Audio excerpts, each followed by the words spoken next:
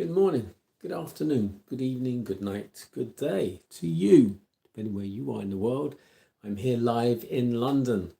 We're doing our nighttime devotion from the devotional Conflict and Courage. The title today,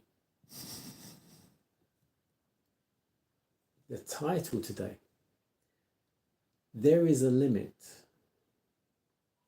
The scripture reading is taken from Isaiah 26 verse 21.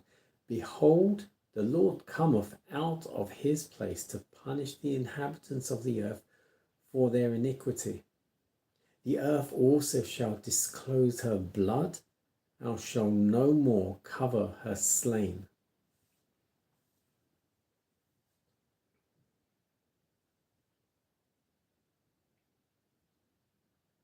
Our God is a God of mercy.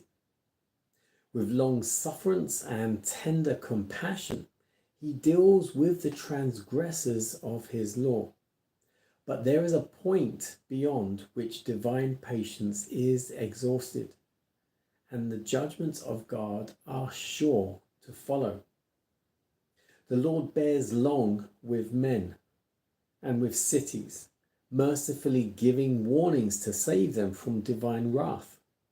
But a time will come when pleadings for mercy will no longer be heard.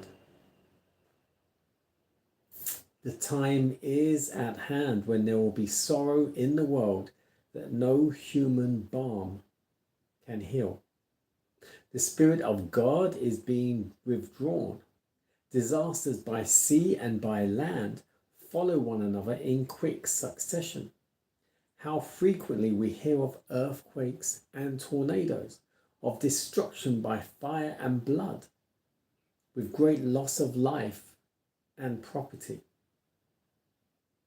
Apparently, these calamities are capricious outbreaks of disorganized, unregulated forces of nature, wholly beyond the control of man.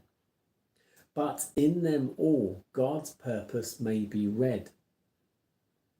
They are among the agencies by which he seeks to arouse men and women to a sense of their danger. God's messengers in the great cities are not to become discouraged over the wickedness, the injustice, the depravity which they are called upon to face while endeavoring to proclaim the glad tidings of salvation. In every city, filled though it may be with violence and crime, there are many who with proper teaching may learn to become followers of Jesus. God's message for the inhabitants of earth today is, be ye also ready, for in such an hour as ye think not, the Son of Man cometh.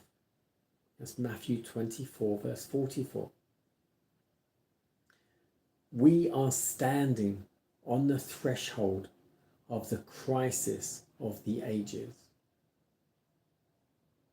The storm of God's wrath is coming, and those only will stand who respond to the invitations of mercy, as did the inhabitants of Nineveh under the preaching of Jonah, and become sanctified through obedience to the laws of the divine ruler. The righteous alone shall be hid with Christ in God till the desolation be overpassed.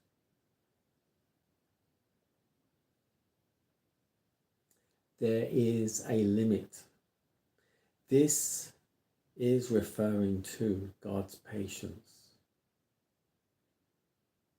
Right in the beginning, there is a point beyond which divine patience is exhausted, and the judgments of God are sure to follow. Now, I want to touch on something in particular, where it is mentioned about disasters by sea and land in quick succession, one after the other.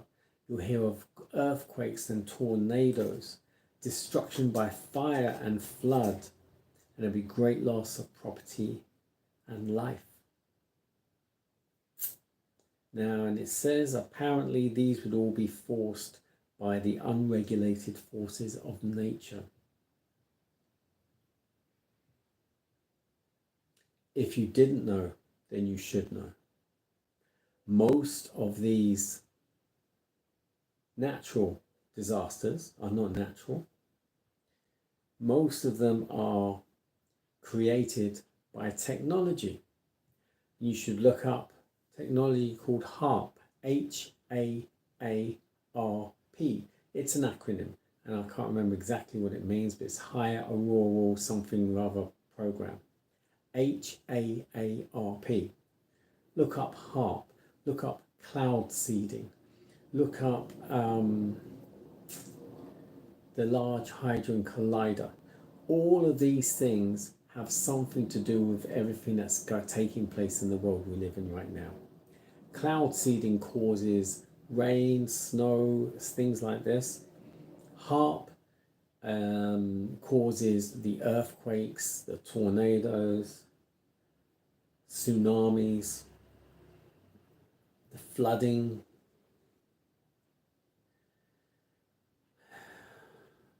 the riots that have been taking place around the UK. All those have been organised. They're all set up.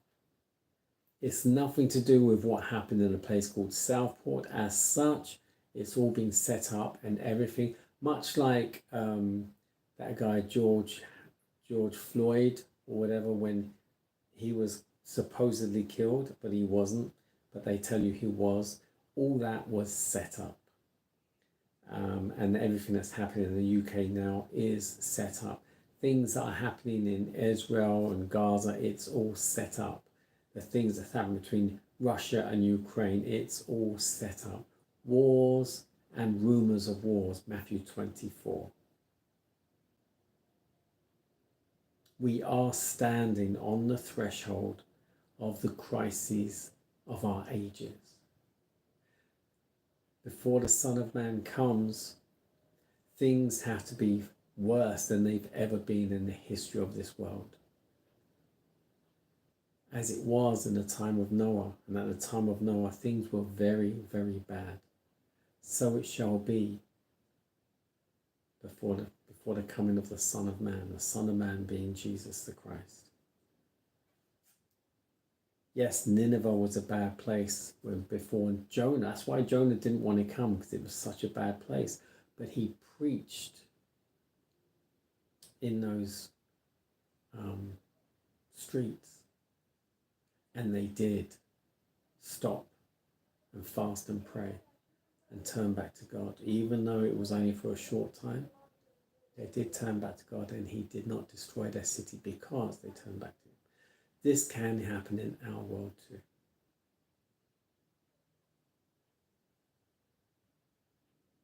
There is a limit. God has a limit. And it's fast becoming that limit.